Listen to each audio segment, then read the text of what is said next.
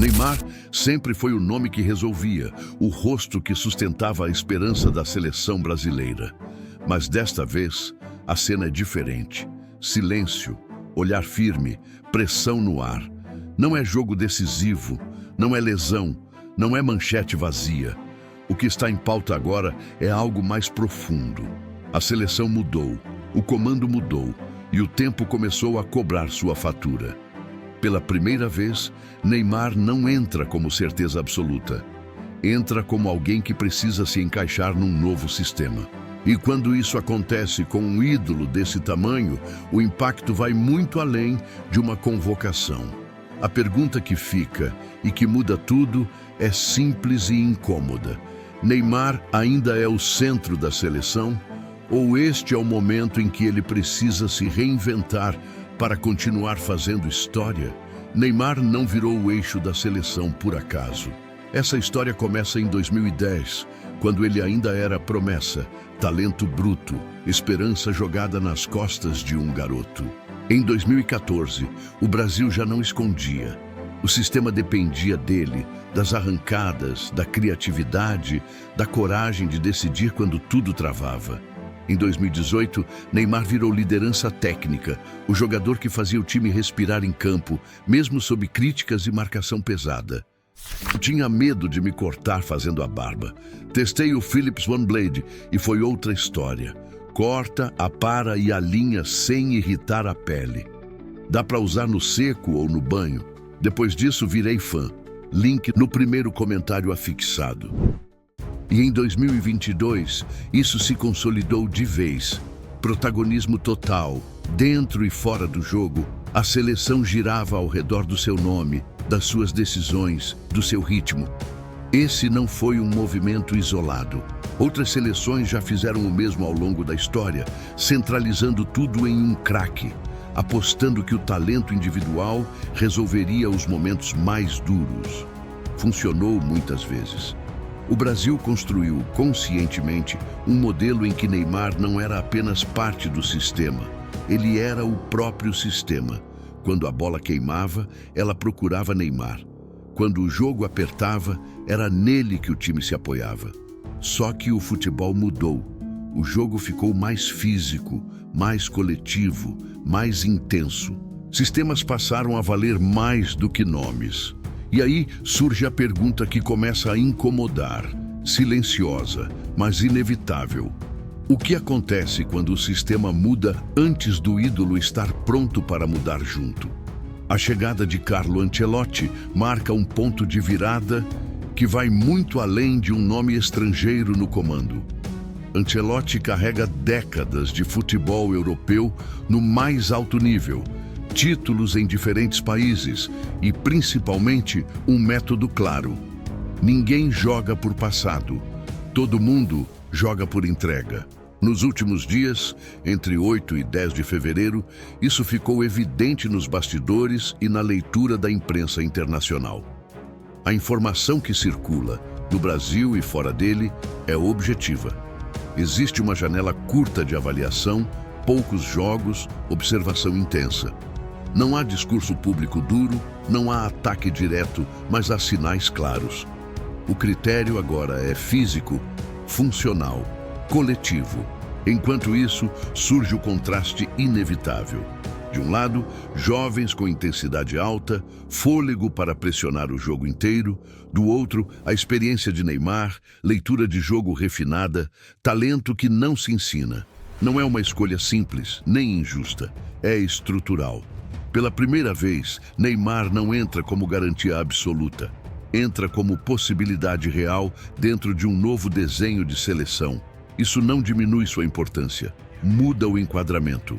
E quando um ídolo desse tamanho deixa de ser certeza para virar decisão técnica, a pergunta que fica no ar, e que muda todo o roteiro, é direta.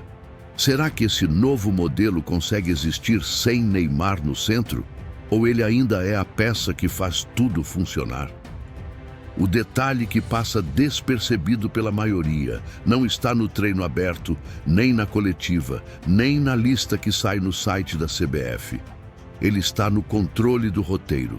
Não é sobre talento, Isso ninguém discute. Não é sobrenome. Neymar já resolveu isso há mais de uma década. O que está em jogo agora é quem conduz a história dentro de campo. A imprensa internacional captou esse movimento com mais frieza do que o debate local. Um jornal alemão tratou a situação como custo de oportunidade. Quando você constrói um time em torno de um jogador, você ganha genialidade, mas perde margem de ajuste. Analistas americanos foram além e falaram em flexibilidade tática, a capacidade de mudar desenho, ritmo e funções sem que tudo dependa de um único ponto de gravidade.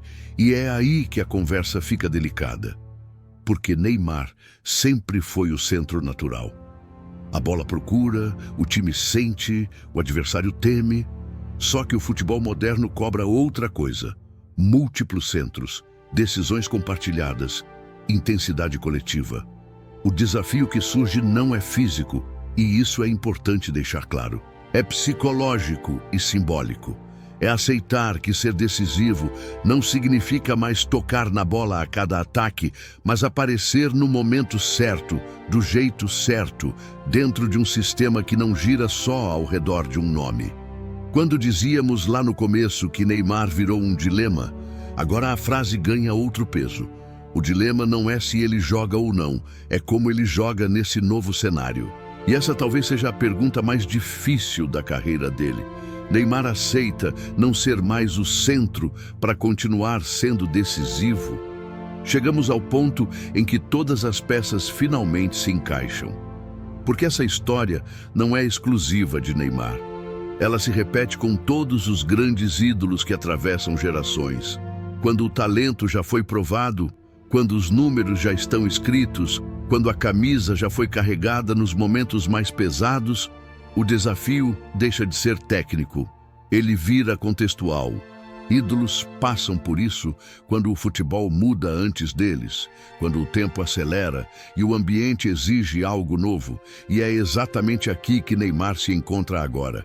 Não há descarte, não há ruptura brusca, não há tentativa de apagar o que foi feito.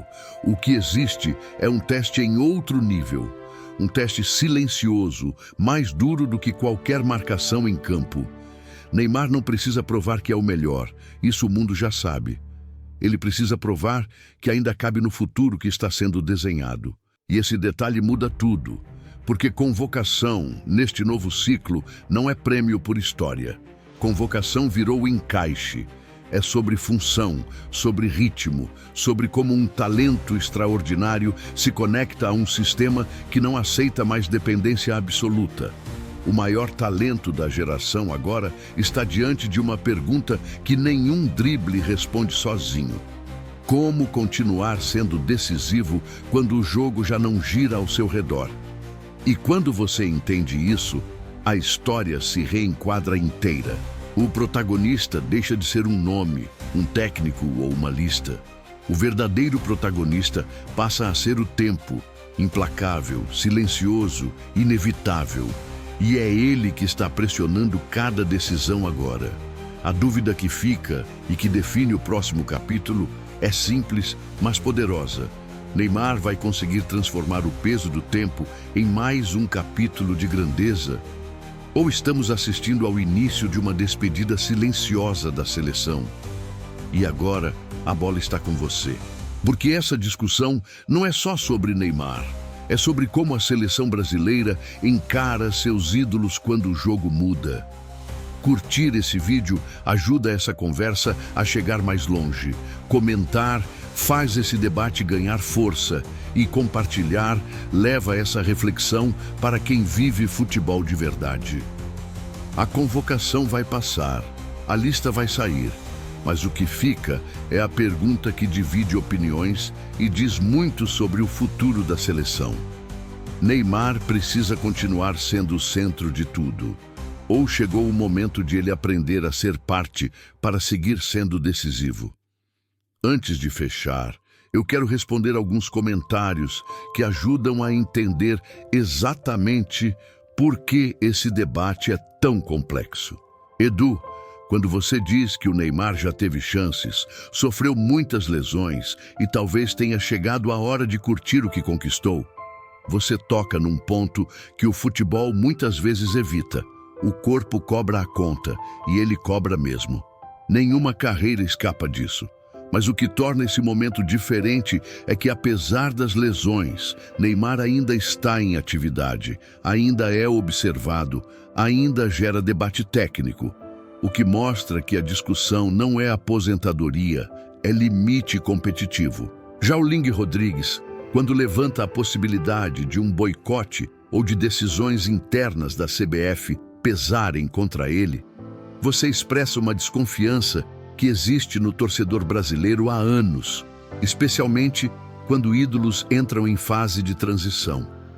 Nem sempre tudo se decide só dentro de campo, e ignorar isso seria ingenuidade.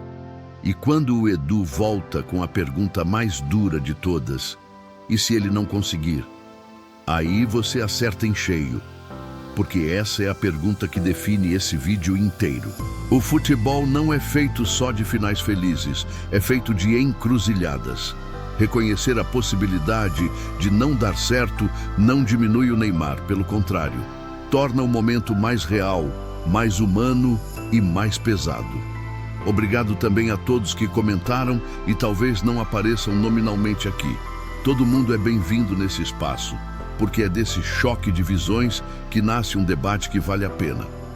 E agora eu te pergunto, olhando para tudo isso com honestidade, você encara esse momento do Neymar mais como uma última chance? Ou como o começo de um fechamento de ciclo?